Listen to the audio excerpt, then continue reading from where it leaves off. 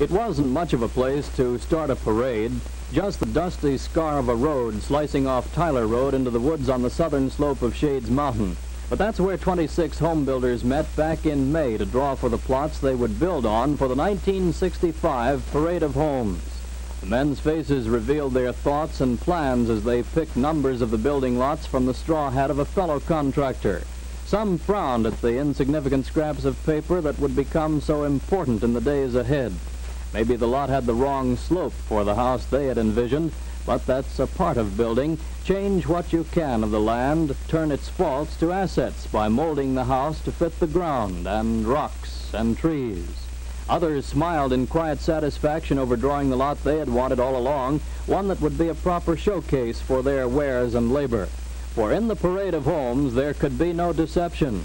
The result would be there for all to see, and Birmingham would come to see and compare the finished products. But that day was still far off as the builders marked the subdivision map, shook hands, and prepared for the work ahead.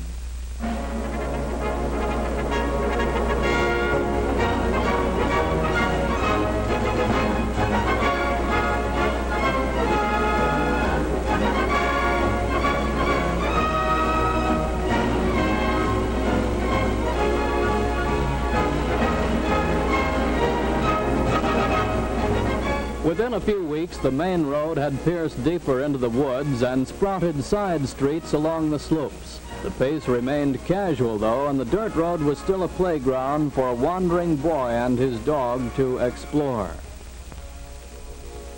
In mid-June, the serious work began. Axes rang and bulldozers rumbled, their blades grating against the sandstone that lies just beneath the red clay. In the early days of summer, it was too dry, and workmen gobbled dust as they cut the road and sank squared holes for foundations. Then the rain set in and turned the road to a greasy muck that mired up trucks and pulled at the boots of the workmen. A ditch gashed open the road. Workmen scrambled in and out, lining up the pipes, mortaring tight the joints. Behind came the bulldozer, closing the earth again over the water main. The line stretched off down Shades Mountain to make the connection that would bring water to the new homes. Together, the pipelines and unfinished streets teamed to give the neighborhood a look of permanence. At some home sites, the bed of sandstone that makes up the spine of Shades Mountain held up progress. Blasting teams came in and the chatter of steam drills rang through the woods. Behind the driller, the powder man worked gingerly, dropping the charges into the rock and tamping them down. When the plunger sparked off the charge, heavy rope mats held down the flying rock and muffled the explosion. In only a day, the crew sinks a gaping 5-foot hole, and work can begin on another basement.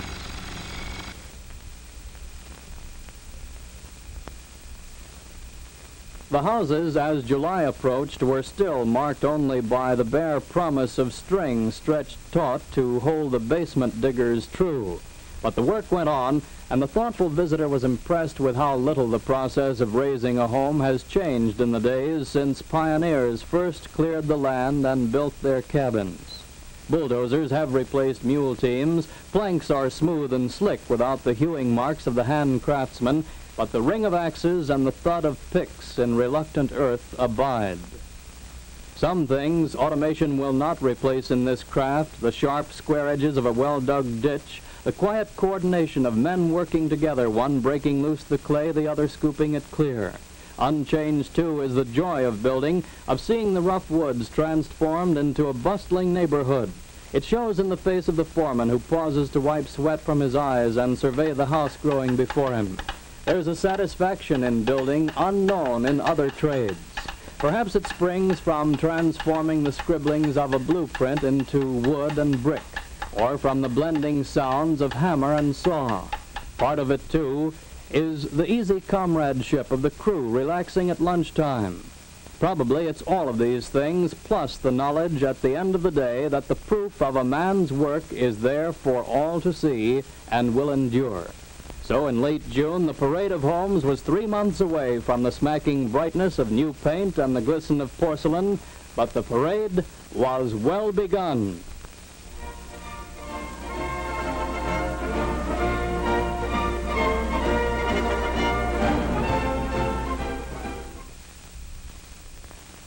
Midsummer was cooler than usual this year. The weather held good and the houses mushroomed up. The bare bones of foundation and framing fleshed out into recognizable dwellings. Skins of siding and brick veneer imparted a touch of personality to each house, and early visitors began picking their favorites. To the untrained eye, it might have appeared that the houses were complete, save for the addition of a few shrubs and some grass.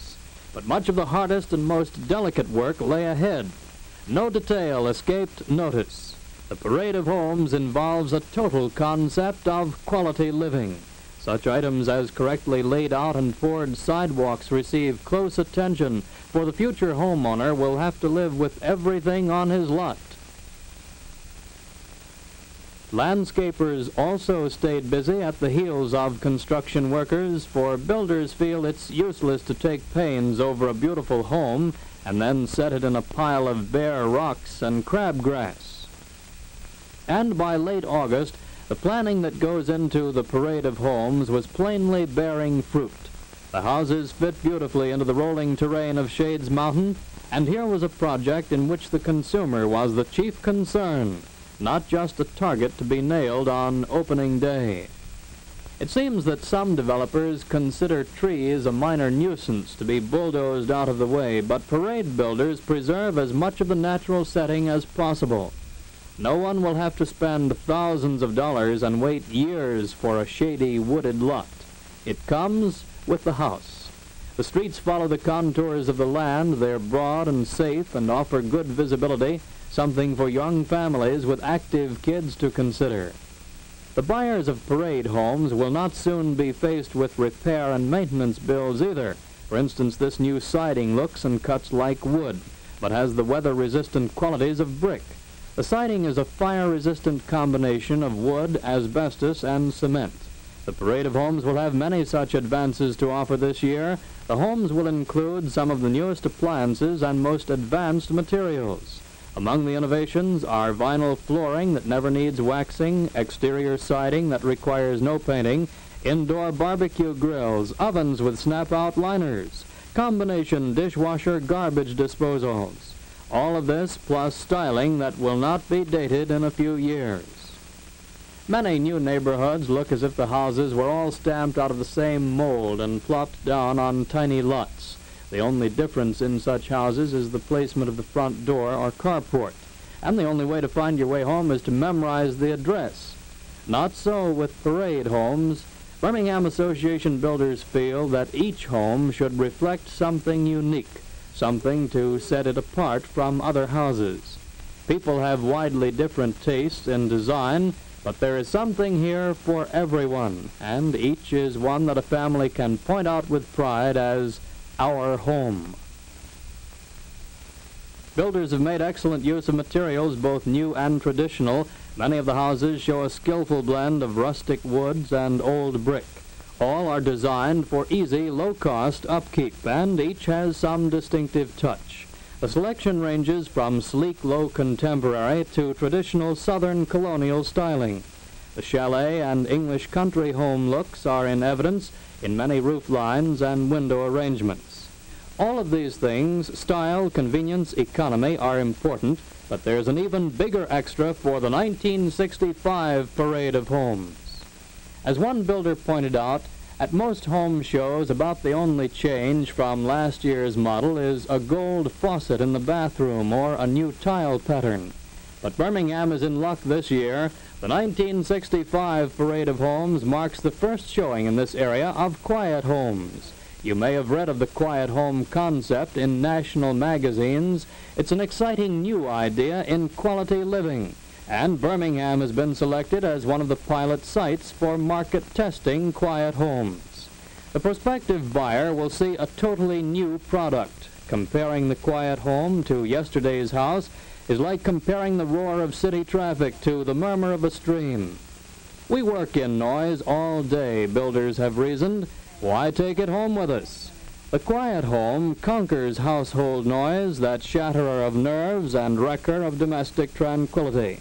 Each room can be a quiet, restful, private unit, while the television blares in one room and the kids romp in another. In short, there's room for everyone in a quiet home, and here's how it works.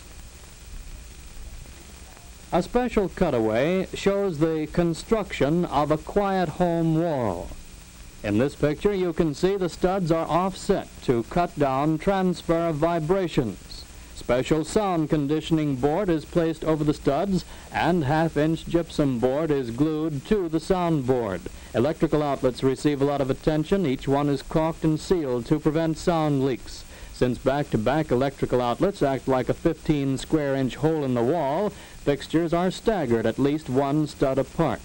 Researchers have discovered that medicine cabinets are also a special offender in many homes, since they penetrate deep into the wall. The cavity for this built-in sound amplifier is lined with sound-deadening material in quiet home construction. Doors, of course, constitute the major sound link between rooms. To minimize noise transmission, doors are of solid core construction with perimeter gaskets or tight-fitting thresholds. Upstairs floors have sound-insulating subflooring. Further noise is achieved by putting cushioning material between major plumbing connections where they fasten to the house and make for further noise reduction. Some builders even take pains to use a pipe of a larger than normal diameter to reduce water pressure noise. Here, workmen at Parade Village are installing sound conditioning board before surfacing it with gypsum wall board. This sound conditioning board, in addition to its soundproofing qualities, has the advantage of offering excellent heat insulation, increasing the efficiency and economy of the year-round air conditioning. These 4x8 panels also provide a firm, even foundation for the gypsum board, overcoming the problems of bucking and cracking, which went along with wet plaster application. At this stage of the construction, the electrical outlets are positioned so that no two are directly opposite each other. In some cases, construction problems may prohibit staggering of the outlets, in which case sound matting must be placed between the back-to-back outlets. All of these matters must be attended to before the wall board is up. There are definite rules for sound conditioning, and cheating on the details at this stage could throw the whole quiet home effort out of kilter. Finally, attention to details such as caulking will guarantee that loud speech is hardly audible in the next room. Speech in a normal tone cannot be heard at all. After the sound conditioning board is satisfactorily installed with all outlets correctly placed and sealed, measuring for the final layer of gypsum wall board begins. The process of applying the gypsum board has been changed considerably for quiet home construction, and installation has become so streamlined that painters can move in only a day or two after the wall men. The wall board is cut to fit and then coated with a strong gluing compound. The glue will bond firmly to the surface of the sound conditioning board. Formerly, nails were driven into the gypsum panels, then putty was applied over the hammer marks. In the quiet home, nails are driven only about halfway in and pulled out after the glue hardens. They hold the board in place only long enough for the gluing agent to take over. There's a reason for this. Research has shown that a nail left in the gypsum board will conduct sound vibrations through the wall. This is the kind of careful planning that makes a quiet home a real bargain. Such work is tedious, yet one trip to a quiet home will convince you that it's worth all the trouble. This method of wallboard installation makes for a smoother, more attractive interior wall, and it's a proven way of guaranteeing the privacy of each room. The National Association of Home Builders, the National Housing Center, and related organizations have spent a great deal of time, effort, and money to discover exactly what materials and what techniques produce the quiet, possible home with a minimum of expense to the home buyer.